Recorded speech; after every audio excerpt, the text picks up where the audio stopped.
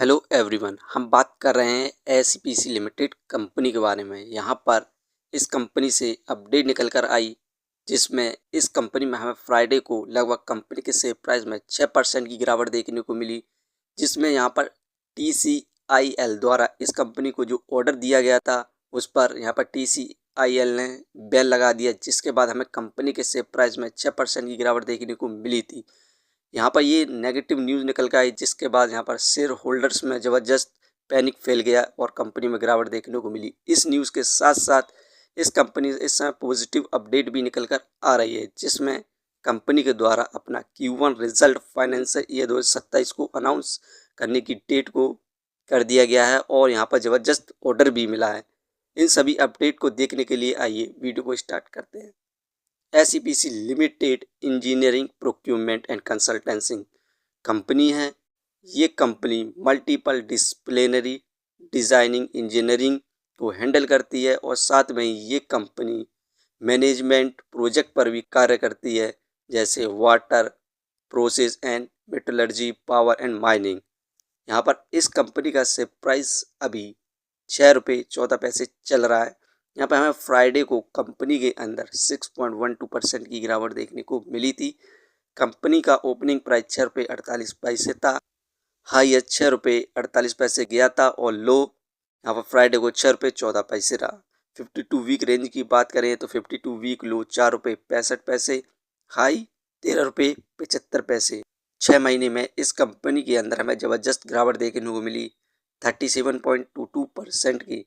6 महीने में इस कंपनी का लोवेस्ट प्राइस 4 रुपये 65 पैसे तक चला गया था, जिसके बाद हमें कंपनी में यहाँ पर रैली देखने को मिली, क्योंकि यहाँ पर लगातार प्रोजेक्ट भी मिले थे। एक लंबी रैली के बाद हमें करेक्शन देखने को मिलती है और इस समय इस कंपनी से जो बैड न्यूज़ निकल कर आई, कंपनी में गिरावट देखने को मिली, इसकी वजह को भी देखेंगे।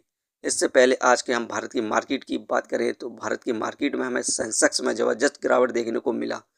455 पॉइंट की यहाँ पर सेंसेक्स में गिरावट देखने को मिली और भारत के यहाँ पर कंपनियों में भी इसी हिसाब से गिरावट देखने को मिली है। इस कंपनी में जो गिरावट हुई उसकी वजह को देखें तो यहाँ पर SEPC limited consultant TCIL telecommunication consultants India limited banning order related to Punjab smart prepaid metering project cancellation.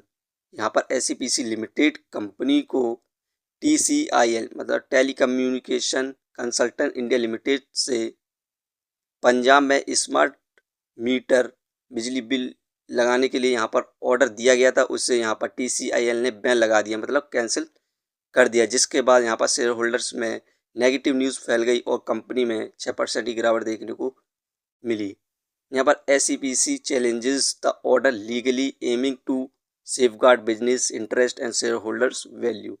यहाँ पर जो एसईपीसी के द्वारा कहा गया कि जो हमारे ऊपर बैन लगाया गया है वो इलीगल है, इसे एसईपीसी लिमिटेड ने यहाँ पर कोर्ट में याचिका दायर की है। यदि एसईपीसी लिमिटेड इस प्रोजेक्ट को जो कोर्ट में दायर किया है इसे जीत जाती है तो यहाँ पर पॉजिटिव अपडेट होगी और यहाँ पर ज़बरदस्त कंपनी को और भी ऑर्डर मिलने की संभावना होगी और कंपनी में हमें रॉकेट जैसी तेज़ी देखने को मिलने की संभावना है।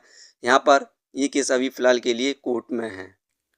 इस कंपनी हम पॉजिटिव अपडेट की बात करें तो यहाँ पर एसईपीसी लिमिटेड कंपनी ने अपना Q1 रिजल्ट फाइनेंशियल ईयर 2027 की डेट को अनाउंस कर दिया है, जो कि 11 अगस्त है। 11 अगस्त को ये कंपनी अपना Q1 रिजल्ट घोषित करने वाली है। यदि उसमें कंपनी में यहाँ पर प्रॉफिट देखने को मिलता है तो कंपनी में हमें दोबारा से यहाँ पर रैली देखने को मिलने की संभावना है। यहाँ पर एसईपीसी लिमिटेड कंपनी को 854.57 करोड़ का कॉन्ट्रैक्ट मिला सेल से।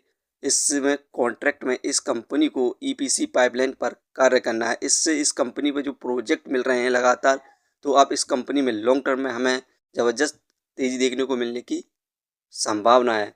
इस कंपनी की हम शेयर होल्डिंग पैटर्न्स की बात करें तो मार्च 2026 में प्रोमोटर्स की होल्डिंग 18.67% थी, जो कि जून में घटकर प्रोमोटर्स की होल्डिंग मात्र 11.67% बची है। मार्च से जून के बीच में हमें ज़बरदस्त यहाँ पर सेलिंग देखने को मिली प्रोमोटर्स के द्वारा। यही कारण है कि कंपनी में हमें लगातार भी गिरावट देखने को मिल रही है।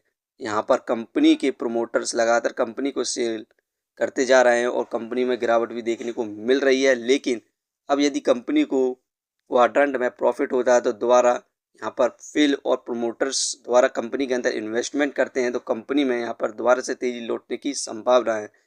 इस कंपनी ने जो अपना Q4 रिजल्ट अनाउंस किया था उसकी परफॉर्मेंस भी देख लेते हैं। नेट प्रॉफिट 13.73 करोड़ हुआ था मार्च क्वाड्रेंट 2026 में।